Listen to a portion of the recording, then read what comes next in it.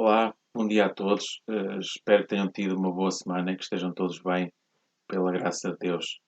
Obrigado por se juntarem a nós na próxima hora para glorificarmos e louvarmos ao nosso maravilhoso Deus. Nós aprendemos a arte de ler as Escrituras estampadas no rosto de um desconhecido, perdido no deserto de corações solitários.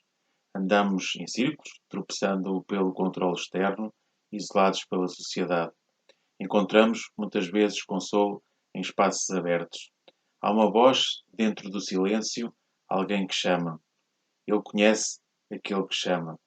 Ele conhece o nosso vazio, a nossa solidão. Num desses espaços abertos, quando foi a última vez que te apaixonaste por Deus, por exemplo, através do nascer do sol? Quantas vezes a natureza nos arranca um sorriso? É difícil perceber isto num mundo tão confuso, mas devemos ter sempre em mente que Deus age na simplicidade em todos os momentos e em todas as áreas da nossa vida. Andamos à procura de grandes manifestações do Senhor? Ironia das ironias, se Ele não se manifestar, achamos que nos abandonou, mas esquecemos que Ele habita principalmente dentro de nós. Ele está em todos os lugares, Ele está em toda a sua criação. Muitas vezes esquecemos que é na simplicidade que Deus se manifesta para nos alcançar e nos amar. Ele não se manifesta de uma forma grandiosa para que possamos perceber a sua presença. Ele deseja que percebamos a sua presença num simples olhar entre irmãos, num simples abraço de amigos ou num simples sorriso descontraído. Deus quer se fazer presente nestes momentos simples, onde a felicidade reina de uma forma inexplicável. Simplicidade é ter um olhar de amor e olhar para algo que está mal e corrigir através do amor, cuidando e demonstrando zelo por alguém. Assim como Ele cuidou de nós, também deseja que nós cuidemos do próximo, na simplicidade, que Ele mesmo nos dá a graça de ter. Que possamos ser revestidos de simplicidade, que possamos pedir a Deus a graça de olhar como Ele nos olha, que possamos pedir a graça de termos um olhar atento aos seus sinais. Simplicidade é igual a amor. Que possamos ser pessoas radicais, sem medo de olhar para os planos de Deus. A Cristo desejo servir e fazer a sua vontade. Quero com Jesus caminhar na luz, em paz e santidade. Vamos iniciar o nosso período de louvor e adoração ao nosso Deus, entoando o hino número 361, Desejo Escutar.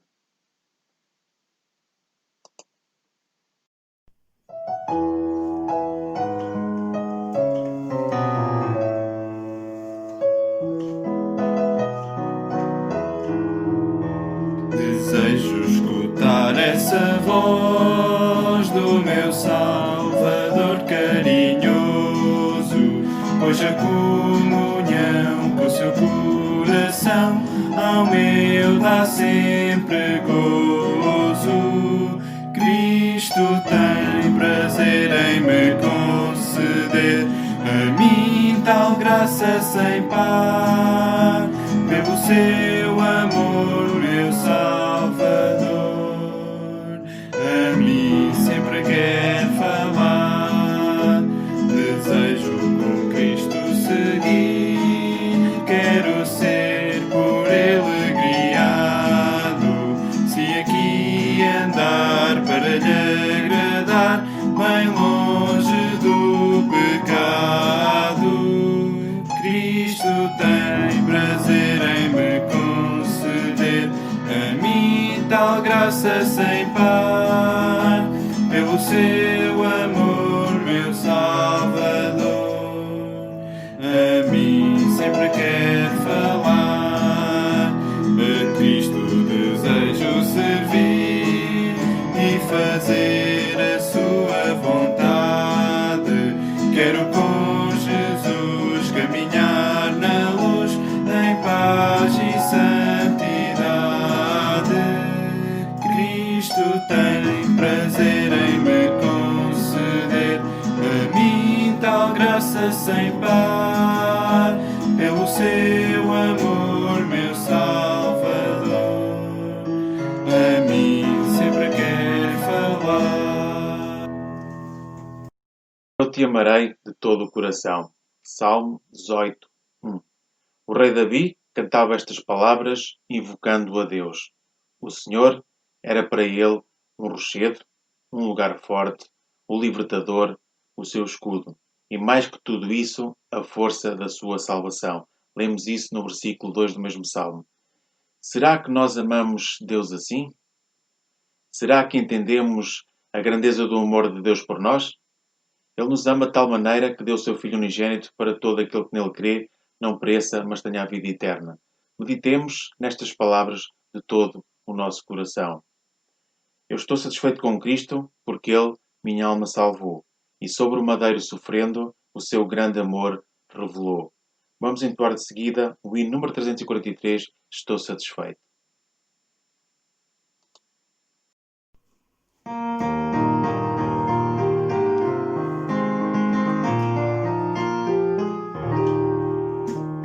Estou satisfeito com Cristo, porque Ele minha alma salvou, e sobre o madeiro sofrendo, o seu grande amor revelou. Oh, estou satisfeito com Cristo, confesso o meu bom Salvador, embora de nada ser digno, já gozo do seu grande amor.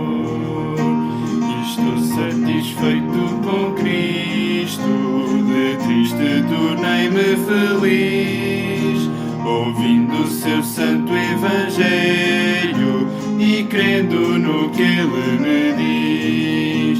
Oh, estou satisfeito com Cristo, confesso o meu bom Salvador, embora de nada ser digno, já gozo do seu grande amor. Estou satisfeito com Cristo e sei que vai logo voltar, virá com poder glorioso a fim de seu povo levar. Oh, estou satisfeito com Cristo, confesso o meu bom Salvador, embora de nada ser digno, já gozo do seu grande amor. Gostaria agora que me acompanhassem numa pequena oração. Pai querido, agradeço-te por mais um dia de vida que me concedeste a mim e aos meus irmãos com relativa saúde.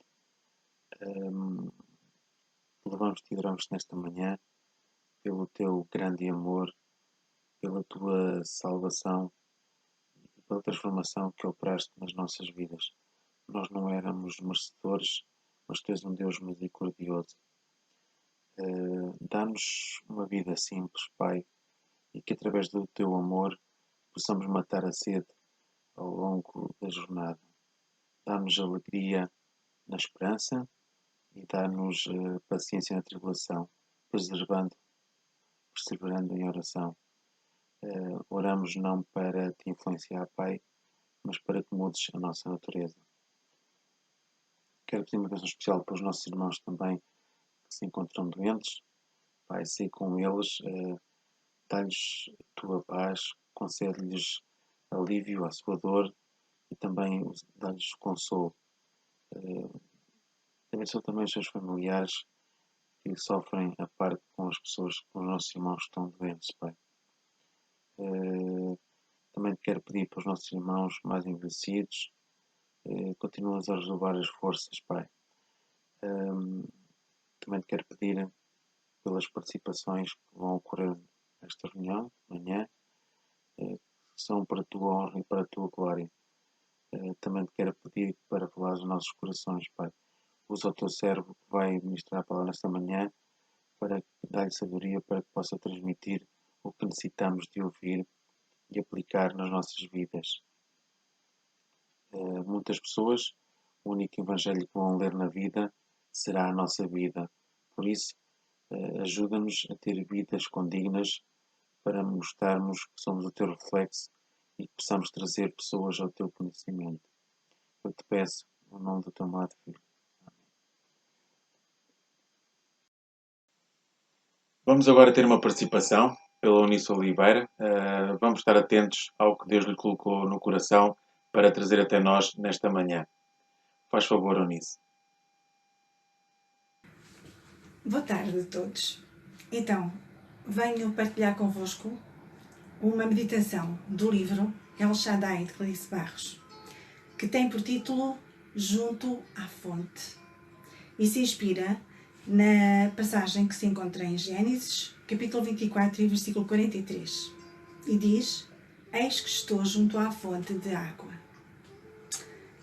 Amado Senhor, eis que estou junto à fonte de água. Eis, olha para mim, glorioso Deus. Venho a teus pés, porque não há no mundo nem noutro lugar, nem outra pessoa para quem eu quero ir. Venho a ti, chego-me ao trono da graça, porque eu sei que sempre olhas para mim e sempre me ouves. Leio na tua palavra que os teus olhos estão sobre os justos e os teus ouvidos sempre atentos ao seu clamor. Os justos, os salvos pela graça como eu. Se não fosse assim, eu não teria a menor hipótese de me aproximar de ti. Eis que estou junto à fonte. Eu estou junto à fonte. Devo-te, Senhor, o meu estado presente de paz com o Deus eterno, de esperança, vida e de confiança em ti. Pela tua graça sou o que sou, e pela tua graça estou onde estou. Pela tua graça cheguei até aqui, e pela tua graça prossigo para o alvo. Atrevo-me a correr para a meta, na esperança de que haverá uma coroa para mim, ou uma palavra tua. É quanto me basta. Estou junto à fonte. Junto. Que palavra tão sublime.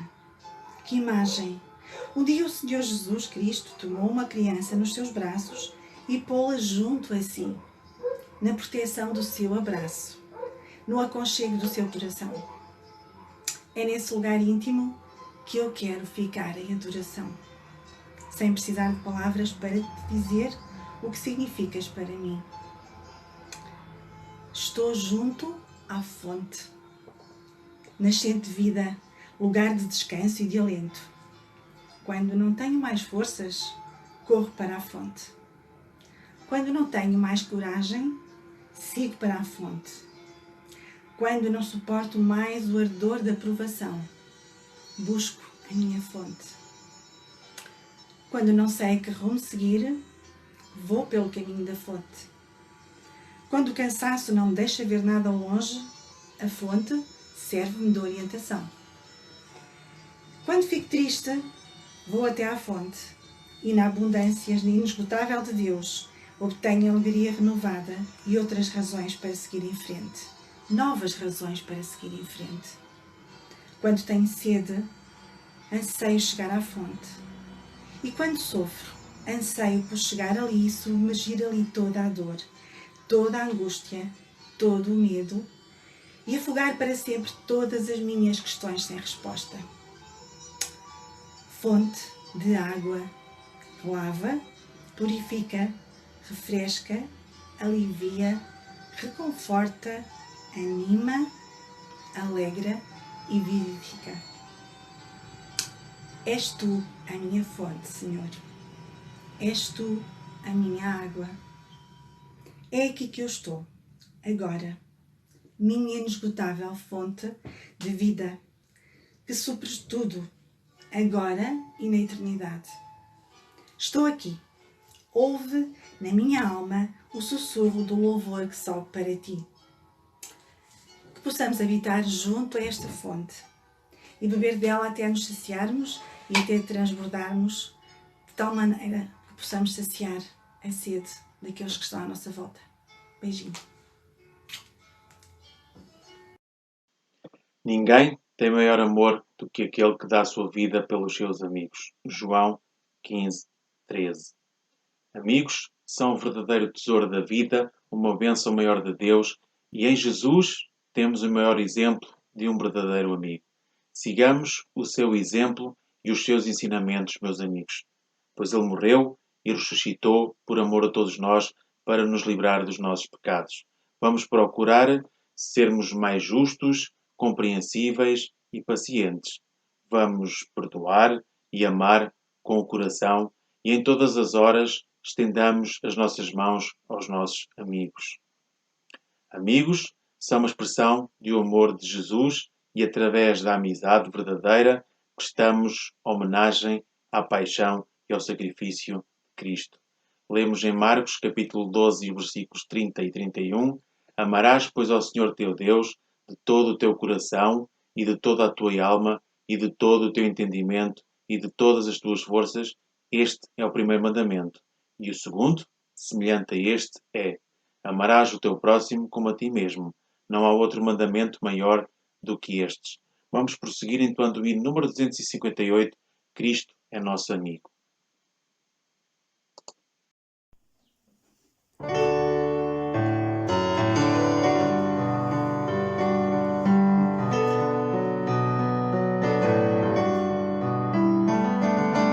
Quanto Cristo é nosso amigo, pois com terna compaixão manda-nos que ao Pai peçamos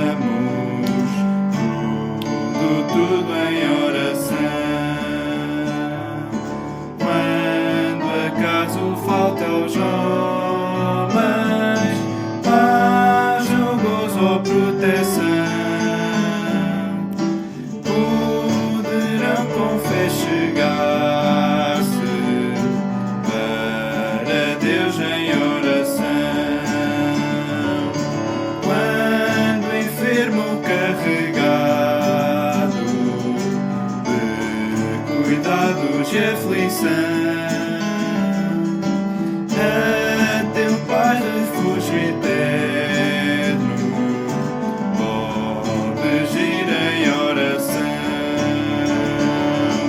Tens perdido os teus amigos,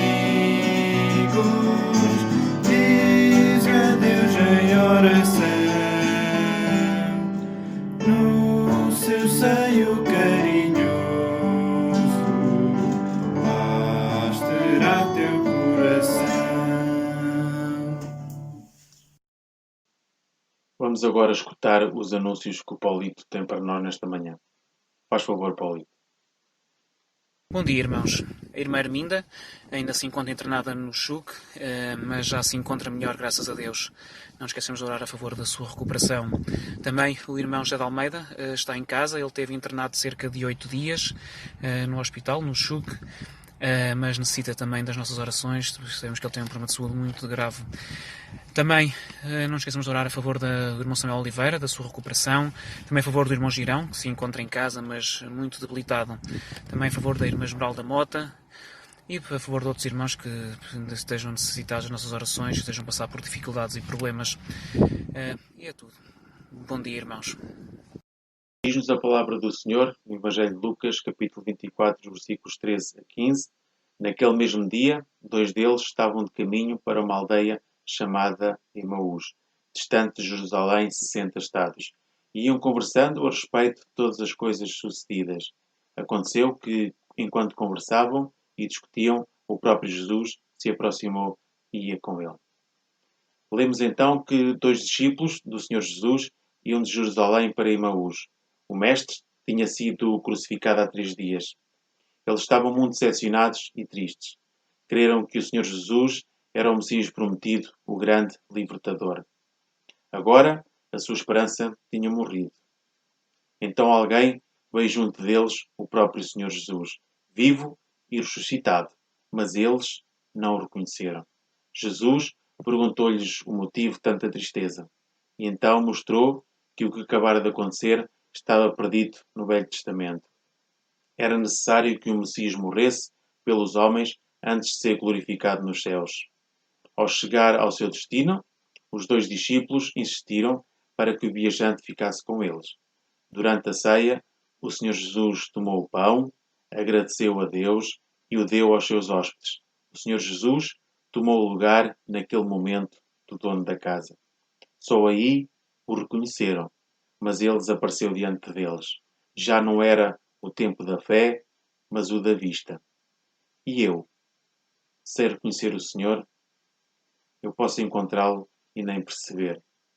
Ele vem, vai, atua aqui e ali e eu não dou conta. Porquê? Porque por vezes eu não tenho uma atitude de fé. Aprendamos por meio das Escrituras a conhecer o Senhor e a confiar nele todos os dias. João 14:21. Aquele que tem os meus mandamentos e os guarda, esse é o que me ama. E aquele que me ama será amado por meu Pai, e eu também o amarei e me manifestarei a ele. Vamos ter agora uma participação dos nossos jovens que vão entoar o hino Vejo o teu amor.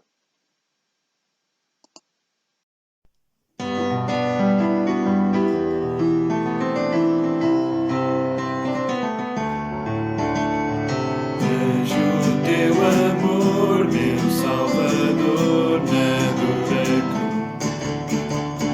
Deste tua vida e nova vida, deste a mim, Jesus. Glória ao teu nome, glória a Jesus. Deste teu sangue e tua luz. Louvar-te-ei para todo sempre e meu viver te entregarei. Tua mão, meu coração vem renovar. Enche cada dia de alegria o meu lar. Glória ao teu nome, glória a Jesus. Deste teu sangue e tua luz. Louvar-te-ei para todo sempre e meu viver te entregarei. Eu de ti preciso e por isso clamo a ti. Fica então comigo e contigo irei viver aqui. Glória ao teu nome, glória a Jesus. Deste teu sangue e tua luz. Louvar-te-ei para todo sempre e meu viver te entregarei. Glória ao teu nome, glória a Jesus. Deste teu sangue e tua luz. Louvar-te-ei para todo sempre e meu viver te entregarei, Jesus. Adora e louva a Deus por quem Ele é. Adorar e louvar a Deus é uma arma poderosa para aquietar as nossas emoções e nos aproximar mais de Deus. Deus é poderoso, Deus cura, Deus é libertador, Deus é conselheiro, Deus é refúgio, Deus é o Rei dos Reis e temos infinitos motivos para adorá-lo. Declara que Deus é o Senhor da tua vida. Convidemos Deus a ser o Senhor de todas as áreas da nossa vida, mesmo daquelas em que temos mais dificuldade em entregar-lhe, como sejam as emoções, os hábitos pessoais, a nossa carreira. Convida Deus para controlar o teu dia. Os relacionamentos, os eventos, as decisões, as preocupações. É importante que entreguemos a Deus logo pela manhã estas e outras áreas da nossa vida. Sujeita o teu corpo, coração e a mente a Deus. Ora para que Deus nos dê sabedoria, para nos alimentarmos adequadamente, praticar exercício e libertar-nos do stress. E ajuda a libertar-nos da ansiedade, a livrar-nos do rancor e a experimentar grande alegria. Confessa todo o pecado de pensamento ou ação. Talvez pensemos que não há nada a confessar, mas a verdade é que não somos perfeitos e em algum momento podemos ter sentido orgulho, impaciência, descontentamento, que Deus nos revela o que precisamos de mudar em nós. Procura a proteção de Deus. Precisamos da proteção de Deus no nosso corpo, nas nossas viagens, no nosso lar, no nosso carro, no nosso trabalho, na nossa família, no casamento, para quem é casado, sobre as nossas emoções e as nossas mentes. Quanto a Deus, os desejos do teu coração.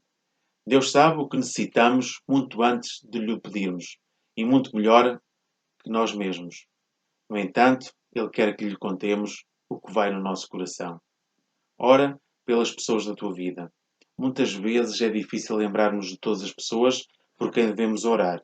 Por isso, anota numa pequena lista. Intercede pelo mundo ao redor. Deus procura intercessores, alguém que fique na brecha. Todos os dias podemos trabalhar em parceria com Deus para que os seus propósitos se cumpram na terra. Pede que a vontade de Deus seja feita. Podemos pedir diariamente a Deus o que queremos, mas devemos também declarar que a sua vontade seja feita e que ela está acima dos nossos desejos. Vamos ter mais uma participação dos nossos jovens que vão entoar o hino em espírito.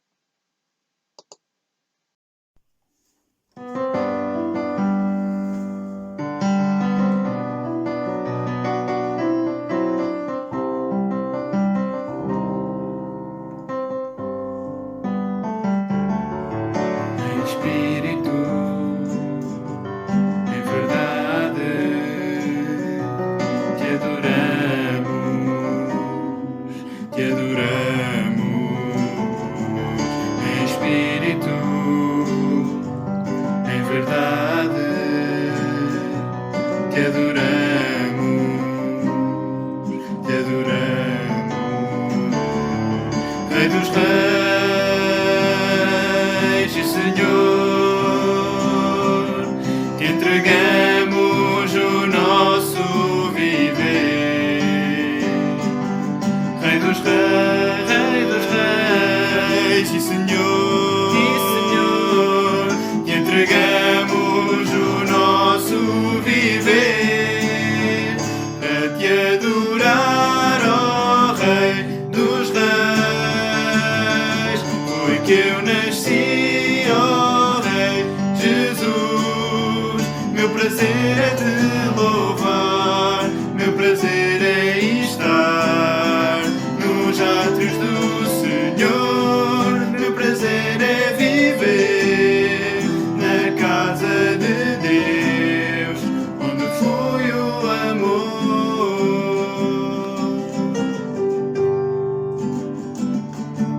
Em espírito, em verdade, te adoramos, te adoramos. Em espírito, em verdade, te adoramos, te adoramos. Rei dos reis e Senhor, te entregamos o nosso viver. Rei dos reis e Senhor, te entregamos o nosso viver. Para te adorar, ó Rei dos reis, foi que eu nasci, ó Rei Jesus. Meu prazer é te louvar, meu prazer é estar nos átrios do Senhor. Meu prazer é viver na casa de Deus, onde flui o amor.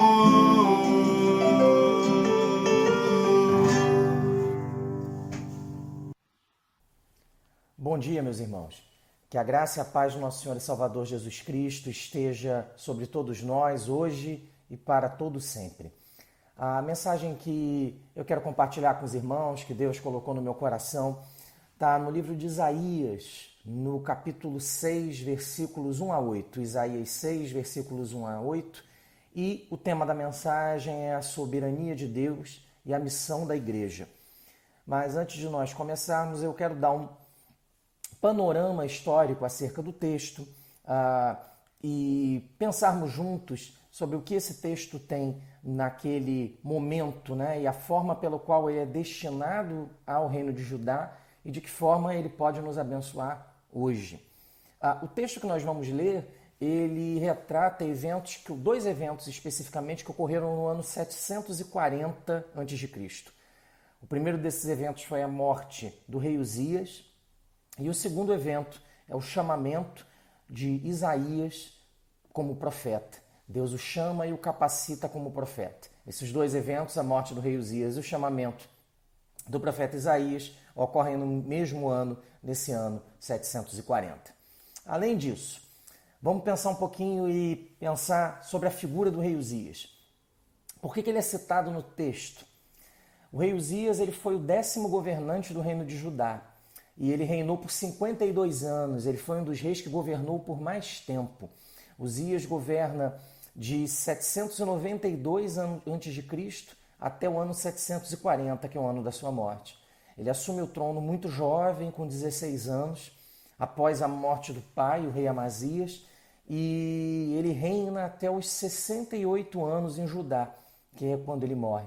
Um pouquinho antes ele se afasta, o seu filho Jotão assume como regente, mas a data da morte, da destituição efetiva das atividades dele como monarca é só no ano 740.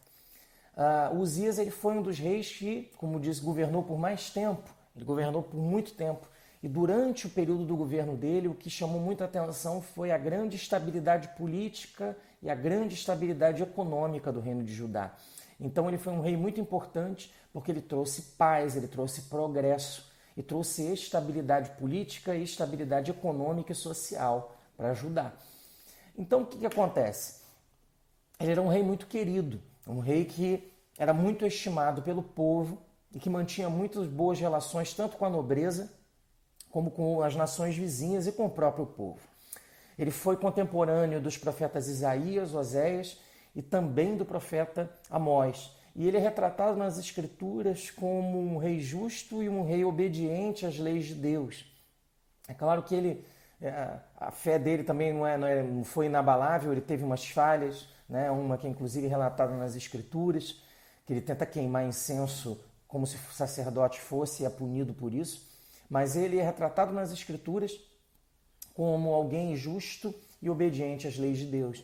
E também é retratado nas Escrituras como um engenheiro militar de grande valor, por ter projetado armas que tanto lançavam grandes pedras como grandes lanças e que permitiam que o exército de Judá tivesse uma vantagem na batalha superior à dos seus adversários, e com essa vantagem, com essa superioridade, o exército de Judá conseguiu vitórias importantes contra dois povos que eram inimigos históricos dos judeus, que eram os filisteus e os amonitas. Então era um rei que caminhou bem do ponto de vista econômico, caminhou bem do ponto de vista social, caminhou bem com relação à paz, caminhou bem com relação às leis de Deus, e ainda no campo militar ele teve inúmeras vitórias. Então ele era um rei que era considerado muito querido pelo povo, pelos nobres, e alguém muito importante.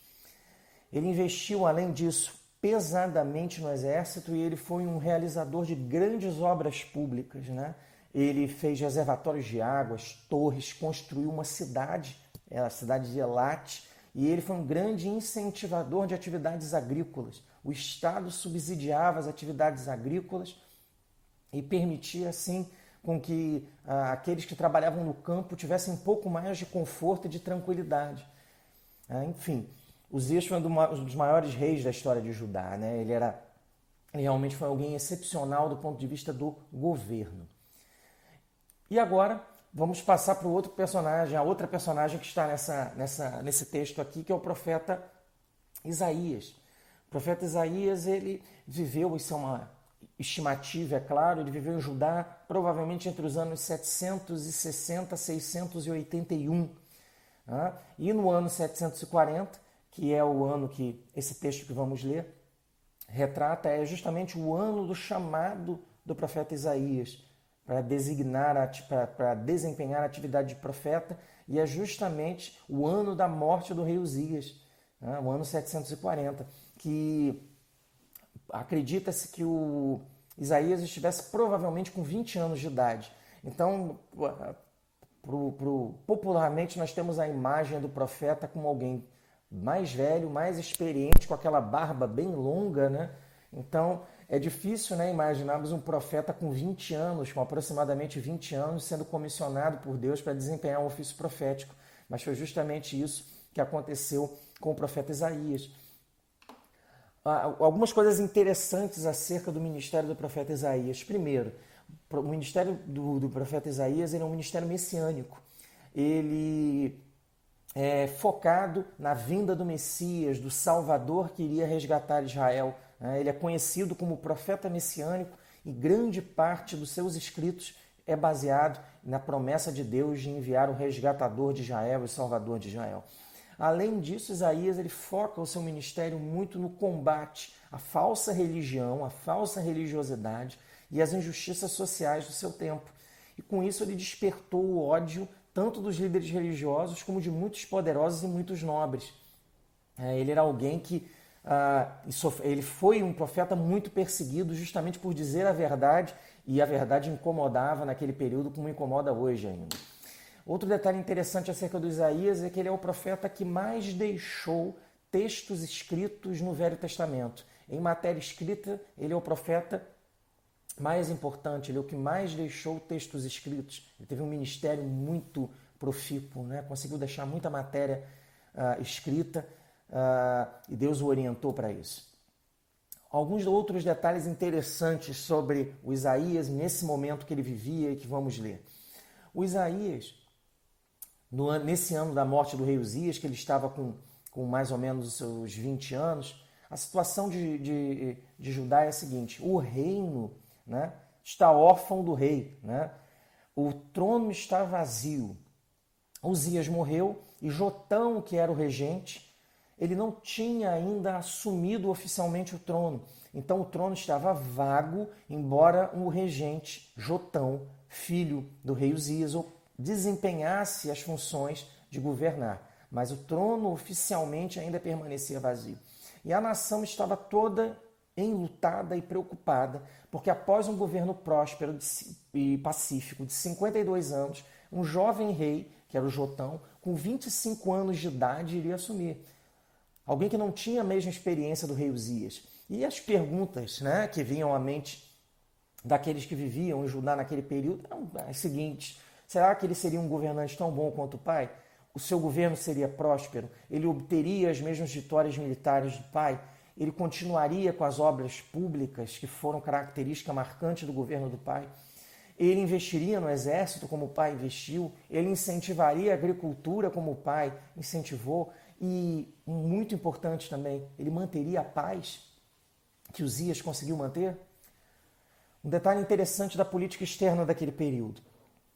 Nesse período, né, o ano 700, é o período da ascensão do Império Assírio. O Império Assírio começa a se moldar como um povo ou como um império que possui um exército profissional. E esse exército profissional capacita a Síria a iniciar uma expansão militar e territorial muito grande. E já havia um receio dentro daqueles que governavam, né, naqueles que governavam Israel, de que no futuro a expansão da Síria chegasse não só ao reino de Israel, mas ao reino de Judá. Só uma curiosidade: o reino de Judá, 18 anos depois, sofre já uma invasão do Império Assírio. Então, os receios de que a paz que houve durante todo o reino do rei Uzias viesse a ser perturbada durante o reinado já do seu filho Jotão, era uma realidade, era uma preocupação que tinha fundamento. Em resumo, o futuro não se mostrava muito promissor. Nessa situação, como é que Isaías enxergava a realidade como ele vivia? Ele era um jovem de mais ou menos 20 anos, ele era casado. E um outro detalhe interessante: Isaías teve 2 filhos. Tá? Ele estava preocupado com sua família, preocupado com o seu futuro e com o futuro da sua nação. Ele não sabia o que iria acontecer. E um outro detalhe importante acerca do profeta: nós pensamos que, quando falamos de profeta, não só alguém com uma barba muito grande, mas também com alguém que vive uma vida mais simples ou mais humilde, ou vive nos desertos. O exemplo do João Batista vem à nossa mente. O Isaías, ele era um nobre. Ele conhecia a vida palaciana, ele vivia muito bem, e muitos comentaristas do Velho Testamento acreditam que ele tinha inclusive um vínculo sanguíneo, um parentesco sanguíneo com o rei Uzias. Então, para ele, a morte do Uzias foi devastadora. Qual era o receio do Isaías? Minha vida vai bem, minha família vai bem, meu casamento vai bem, meus filhos vão bem, caminha tudo bem com o rei Uzias. Com a morte dele, o que irá acontecer? Será que a vida do palácio irá mudar? A vida dos nobres irá mudar? todas as vantagens e benefícios que eu recebi no período do rei Uzias, será que eles não vão ser reduzidos? Será que eles não vão ser extintos? E a segurança da minha família, como fica? Será que meu status de nobre vai ser modificado? Essas eram as preocupações de Isaías. Isaías acreditava que o seu problema era, com a morte do rei Uzias e com a quebra dos vínculos que ele possuía, que eram baseados em influência, em parentesco dentro do palácio. A grande preocupação dele era essa. Isso sendo quebrado, como será o meu futuro e o futuro da minha família? Essa era a preocupação do Isaías. Ele se preocupava com o futuro porque aquilo que ele cria, que lhe trazia segurança, havia ruído. E o que Isaías faz?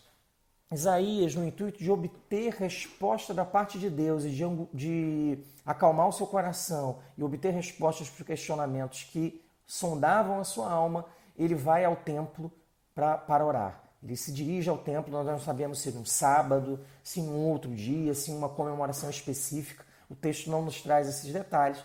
Ele vai ao templo e quando ele está no templo e quando ele está fazendo as suas orações, se dirigindo a Deus, Deus se revela a ele em uma visão. E é essa visão que está retratada no capítulo 8, no capítulo 6 que nós vamos ler agora, capítulo 6, versículos 1 a 8 do profeta Isaías. Olha o que diz a palavra de Deus para nós dessa visão do profeta. Isaías capítulo 6, versículos 1 a 8. No ano da morte do rei Uzias, eu vi o Senhor assentado sobre um alto e sublime trono, e as abas de suas vestes enchiam o templo. Serafins estavam por cima dele. Cada um tinha 6 asas, com 2 cobria o rosto, com 2 cobria os seus pés, e com 2 voava. E clamavam uns para os outros, dizendo: Santo, Santo, Santo é o Senhor dos exércitos, toda a terra está cheia da sua glória. As bases do limiar se moveram à voz do que clamava, e a casa se encheu de fumaça. Então disse eu: ai de mim, estou perdido, porque sou homem de lábios impuros, habito no meio de um povo de impuros lábios, e os meus olhos viram o Rei, o Senhor dos exércitos. Então um dos serafins voou para mim, trazendo na mão uma brasa viva, que tirara do altar com uma tenaz. Com a brasa tocou a minha boca e disse: eis que ela tocou os teus lábios, a tua iniquidade foi tirada e perdoado o teu pecado. Depois disto, ouvi a voz do Senhor que dizia: a quem enviarei e quem há de ir por nós? Disse eu: eis-me aqui, envia-me a mim. Meus irmãos, o que esse texto, o texto que lemos, pode nos ensinar sobre Deus, sobre a nossa salvação, sobre a nossa missão como homens e mulheres de Deus, como Igreja de Cristo? O que ele não pode nos ensinar acerca disso? Salvação, quem Deus é, o que ele fez por nós e a nossa missão como igreja, como homens e mulheres de Deus. A primeira lição, e eu separei algumas lições aqui para nós, a primeira lição é a seguinte: é que Deus está sentado no trono, ele reina. Deus está sentado no trono, ele reina. Olha o que os versículos 1 a 4 dizem aqui para nós. No ano da morte do rei Uzias, eu vi o Senhor assentado sobre um alto e sublime trono, e as abas de suas vestes enchiam o templo. Serafins estavam por cima dele, cada um tinha 6 asas, com 2 cobria o rosto, com 2 cobria os seus pés e com 2 voava. E clamavam uns para os outros, dizendo: Santo, Santo, Santo é o Senhor dos exércitos, toda a terra está cheia da sua glória. As bases do limiar se moveram à voz do que clamava, e a casa se encheu de fumaça. O que esse texto diz para nós? Isaías estava extremamente preocupado porque o trono de Judá estava vazio. O trono estava vazio porque Jotão ainda não havia assumido e o rei Uzias havia morrido. E ele tinha muito medo do seu futuro, do futuro da sua família, do futuro da sua nação e do seu futuro como nobre. Ele vai ao templo orar e ele tem uma visão. Deus dá a ele uma visão e ele é transportado para um outro templo. Não aquele templo construído por homens, mas ele vai para um outro templo. Ele tem uma teofania, uma visão de Deus. Ele vai para um outro templo, um templo no céu, e ele vê que esse templo celeste, tem um trono, e nesse trono Deus está sentado. O símbolo que traz aqui nessa mensagem, essa visão que Isaías tem, é no seguinte sentido, de dizer para ele primeiro, Isaías, não se preocupe com quem governa, não se preocupe com quem governa Judá, porque eu governo a história de Judá, eu governo a história humana e o trono dos céus nunca está vazio. Você tem essa preocupação se Jotão será tão bom quanto Uzias, mas não se preocupe com isso, porque eu sou o rei em Judá, eu sou o rei do universo. Por isso eu estou sentado no trono. E por isso essa visão aqui no capítulo 1, ele vê Deus sentado no alto e sublime trono e as abas das suas vestes enchiam o templo. A ideia aqui é dizer o seguinte no versículo 1, é como se o templo dos céus fosse cheio da presença de Deus, que ele está em todo o templo, ele está em todos os lugares. Não só no templo, mas em todos os lugares. E aí no versículo 2 ainda tem uma outra questão aqui, que o texto diz para nós aqui, serafins estavam por cima dele, cada um tinha 6 asas, com 2 cobria o rosto, com 2 cobria os seus pés e com 2 voava. A única vez que a palavra serafim aparece é aqui nesse texto, é para designar esses servos de Deus, esses anjos que servem Deus dia e noite, que é um símbolo do exército celestial que está servindo Deus e cuidando para que os desígnios de Deus sejam cumpridos. Então, Deus está num local inacessível, ele está no templo celeste, no templo dos céus, e ele é servido e cercado de anjos. Além disso, o que mais esse texto tem aqui para nós? Os anjos têm 6 asas. A ideia aqui é dizer, 2 asas eles usam para se locomover, para se deslocar, para voar. 2 outras asas eles cobrem o rosto, que é um modo de dizer, um símbolo de que Deus é tão santo e puro que eles não podem olhar para Deus. E com 2 asas eles cobrem os pés. A ideia aqui podem ser 2 coisas nas asas cobrirem os pés. Primeiro, os pés naquele período tinham um símbolo de que eles representavam impureza. E como Deus era puro, eles deveriam cobrir os pés com as asas, num símbolo de que tudo diante de Deus tem que ser puro e nada impuro pode estar diante dele. E o outro pode ser um símbolo de humildade, dizendo que os anjos cobrem os pés, e isso seria um símbolo de humildade diante da presença do Deus Criador de todas as coisas. Então, o texto passa uma ideia de soberania, de que o verdadeiro governante da história de Judá, da história de Isaías e da história do mundo é Deus, aquele que está sentado no trono. Além disso, no versículo 3, e clamavam uns para os outros, dizendo, Santo, Santo, Santo é o Senhor dos exércitos, toda a terra está cheia da sua glória. A língua hebraica ela não tem superlativo, como a língua portuguesa possui. Então, nesse texto aqui, a palavra santo, santo, santo, que é a palavra kadosh, ela é repetida 3 vezes. Então, ela é colocada kadosh, kadosh, kadosh, para dizer que ele é santo, santo, santo, é santíssimo.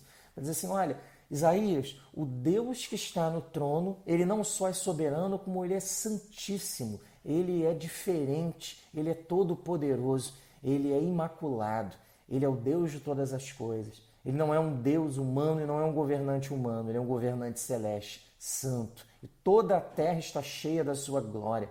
A glória de Deus, a glória do Senhor dos exércitos, que determina a vitória e a derrota nos combates, e a vitória e a derrota em todos os aspectos da vida, não é um atributo humano. Ela não pertence ao rei da Assíria, não pertencia ao falecido Uzias e não pertence ao futuro rei Jotão.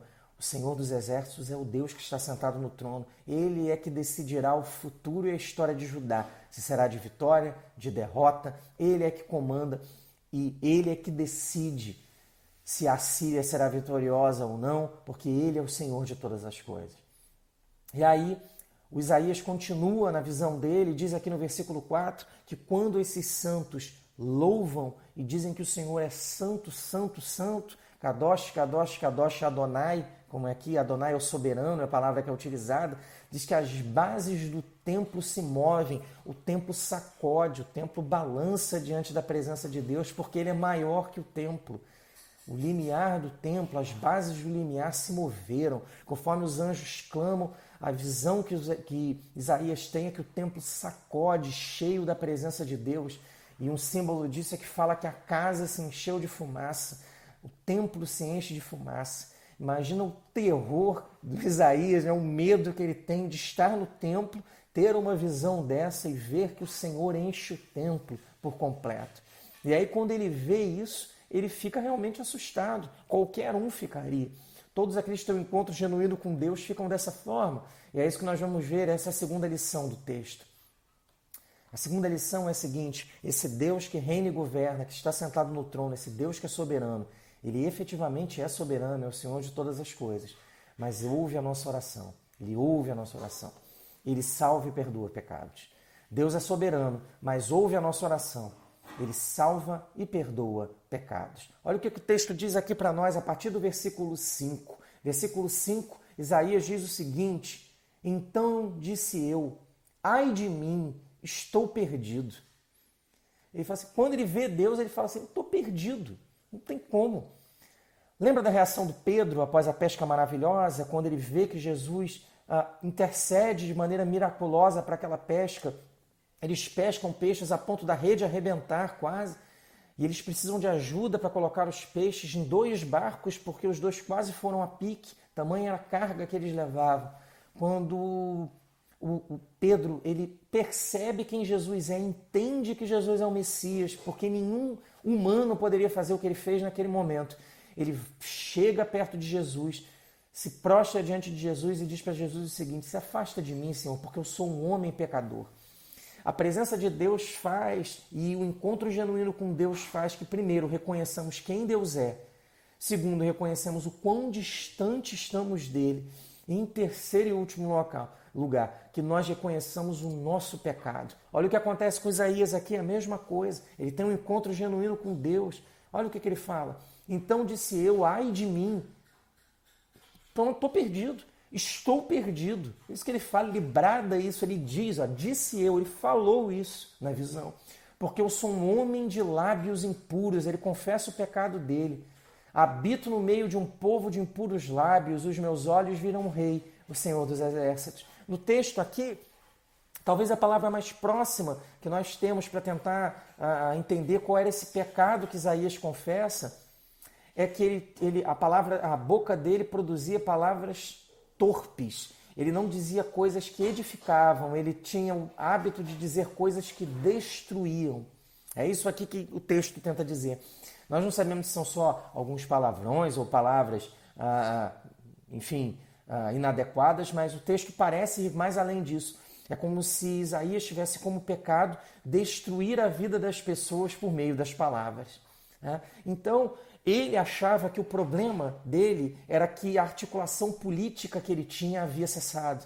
O rei Uzias havia morrido e ele teria um futuro, quem sabe, ameaçado. Mas quando ele está na presença de Deus, ele reconhece automaticamente que o problema dele é outro. O pecado dele vem à tona e ele confessa diante de Deus. Ele diz o seguinte: Senhor, estou perdido, ai de mim, porque eu sou um homem de lábios impuros. E quem anda comigo também é assim. E eu digo coisas que não edificam, eu digo coisas para destruir a vida das pessoas, eu estou muito distante da tua vontade, e eu estou perdido porque eu vi o Senhor no trono. E não tem mais jeito, porque Ele é santo, eu sou pecador, Ele é puro, eu sou impuro, Ele é o Senhor de todas as coisas, eu não sou nada. Quem tem um encontro genuíno com Deus, muda. Quem tem um encontro de verdade com Deus, entende a sua insignificância e tem a vida transformada. E aí o que acontece? Olha, que coisa maravilhosa. Ele confessa os pecados diante de Deus, ele confessa o seu erro. E aí no versículo 6 diz o seguinte: então um dos serafins voou para mim, trazendo na mão uma brasa viva que tirara do altar com uma tenaz. O texto no símbolo diz o seguinte: esse serafim, quando diante da confissão do pecado de Isaías e dos problemas de Isaías, que não eram problemas políticos ou problemas relacionais dentro do palácio, não era nada disso, mas era uma boca que proferia palavras impuras. Ele confessa isso diante de Deus e Deus automaticamente determina ao anjo, diante do perdão que é concedido a ele por ter confessado os pecados. O anjo vai lá com um símbolo, chega vai até o altar, pega uma brasa viva, pega com uma tenaz e voa em direção até o profeta Isaías. Agora imagina o desespero dele de ver um anjo, um serafim com 6 asas, grande, voando para ele com uma brasa tirada do altar, numa tenaz, e encosta a brasa na boca dele, que é o que diz o versículo 7. E aí ele encosta, o anjo encosta essa brasa na boca dele, num símbolo de perdão, de remissão dos pecados, de arrependimento. E aí diz o texto aqui, com a brasa tocou a minha boca e disse, eis que ela tocou os teus lábios, a tua iniquidade foi tirada e perdoado o teu pecado. Isaías confessa diante da presença de Deus que ele é um homem de lábios impuros, que profere palavras torpes e que destrói a vida das pessoas com palavras. Quando ele confessa isso diante de Deus, Deus determina simbolicamente que um anjo vá, pegue com Atenaz uma brasa do altar e leve até o profeta e toque a boca dele para que ele seja purificado. O que acontece? Isso é um símbolo de que Deus perdoa o pecado. Apesar de ser soberano, ele perdoa, e sendo soberano, ele perdoa os pecados de todo aquele que se aproxima dele com um coração sincero, pedindo perdão e arrependido. E foi isso que aconteceu com o profeta Isaías quando ele se deparou com Deus e entendeu que ele precisava mudar de vida. Tem muitas pessoas que dizem que tem um encontro com Deus ou uma visão de Deus e a vida não muda. Mas toda a Escritura diz, toda, que quando homens e mulheres tiveram um encontro genuíno com Deus, a vida deles foi transformada. Não é que eles não voltaram a pecar ou que a vida deles foi perfeita, mas eles se arrependeram de maneira genuína daquilo que Deus mostrou para eles que era pecado e iniquidade. Segunda lição, então, Deus é soberano, mas ouve a nossa oração. Ele salva e perdoa pecados, do mesmo jeito que ele fez com o profeta Isaías. Terceira lição que esse texto ensina para nós: aqueles que têm a sua vida transformada por Deus devem divulgar o Evangelho. E olha como isso é importante para nós como igreja. Olha o versículo 8 que diz, depois disto, ouvi a voz do Senhor que dizia, a quem enviarei e quem há de ir por nós? Eu vi alguns comentaristas falando sobre esse texto e o interessante é que eles disseram o seguinte, eles diziam o seguinte, Deus não arromba a porta do coração de ninguém. Olha a sutileza de Deus no intuito de resolver esse problema e tentar encaminhar o profeta para um chamado que Deus já tinha para ele, mas não de forma ofensiva, e sim de forma cordial e sutil. Olha o que Deus faz. Olha, o Isaías, teu pecado já foi perdoado. Tal. Seus lábios impuros, eu mostrei para você o teu problema genuíno e resolvi o teu problema. Agora, olha, quem enviarei? A quem enviarei? Há a necessidade de levar essa mensagem de que Deus é soberano, essa visão que você tem, e que Deus salva e perdoa pecados. Mas quem é que vai dizer isso? Quem é que vai ensinar? Quem é que vai passar essa mensagem ao povo? Quem vai ser a voz de Deus para o povo? Olha a sutileza de Deus. Deus podia ter dito agora, Isaías, que teu pecado foi perdoado, irás e levarás a mensagem. Mas não, Deus é sutil, ele fica assim, olha, quem é que eu vou mandar? Quem eu vou enviar? Deus, ele não arromba a porta do coração de ninguém, mas a mensagem e o chamado de Deus são irresistíveis. Então, quando o chamado chega para Isaías, ele não consegue resistir. Nós vamos ver que ele aceita a missão de levar a mensagem.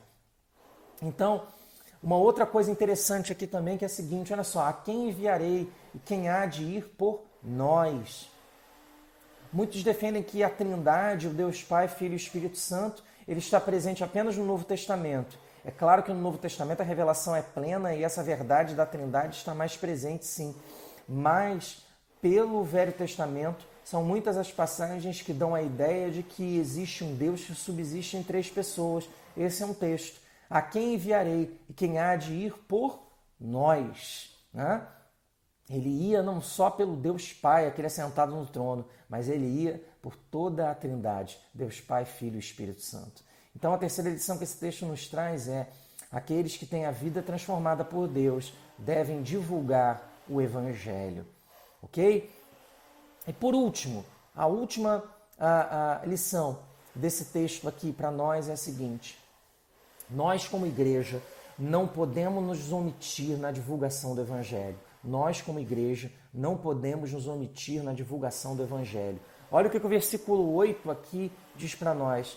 Depois disto, continuando 8 e a segunda parte que eu omiti inicialmente.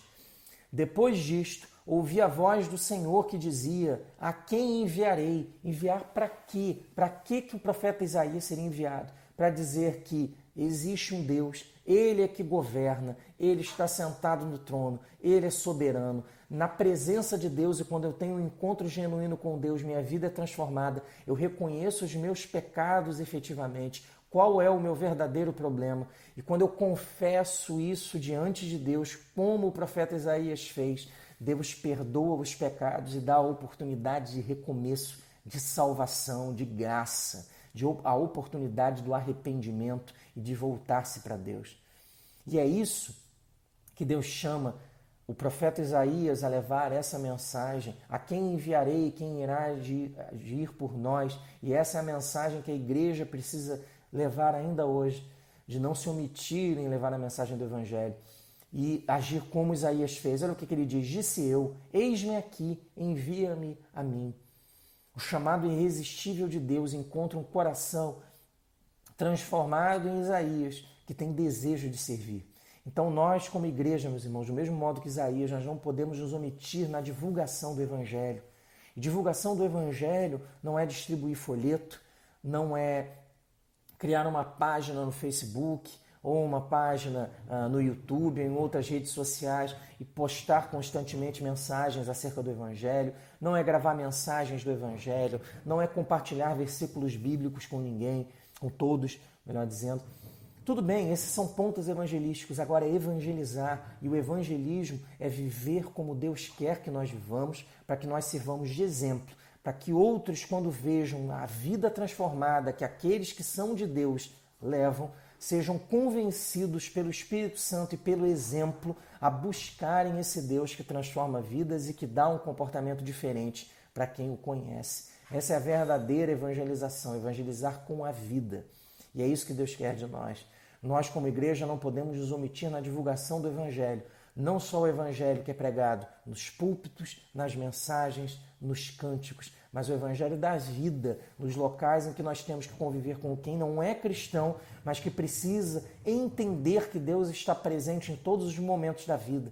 Não é ser crente na igreja e não crente fora da igreja. Não é assim que funciona. É ser cristão em todos os locais. E é isso que nós não podemos nos omitir como igreja, porque essa é a missão da igreja. Para concluir então, meus irmãos, o que esse texto nos ensina? Esse texto nos ensina que um menino de 20 anos, um jovem de 20 anos, que tinha medo, confiava nas suas ligações políticas e sociais e que não sabia o que fazer, teve um encontro com Deus que modificou a sua vida por completo, por completo. Isaías teve um ministério de aproximadamente 60 anos e ele nunca se omitiu em levar a palavra de Deus, nunca se omitiu.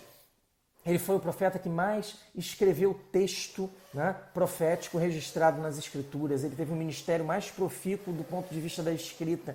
E além disso, com a sua sinceridade de apontar erros religiosos, falsa religião, problemas sociais e dizer a verdade, falar a verdade de Deus, ele despertou a ira de muitos poderosos religiosos e também de poderosos da nobreza.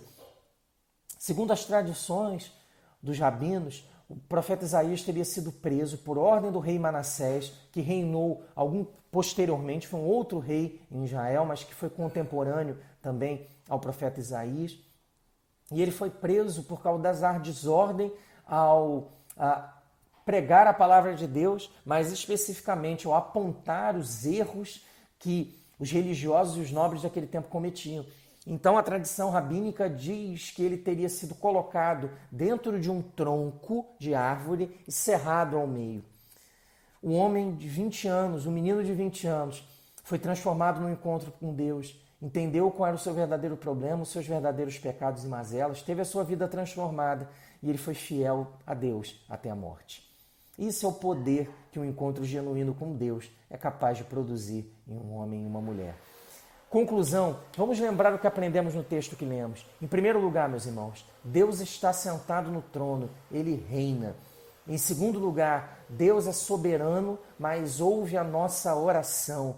ele salva e perdoa pecados. Em terceiro lugar, aqueles que são salvos e têm os seus pecados perdoados precisam divulgar o Evangelho. E por último, a última lição do texto que lemos, nós como igreja não podemos nos omitir na divulgação do Evangelho.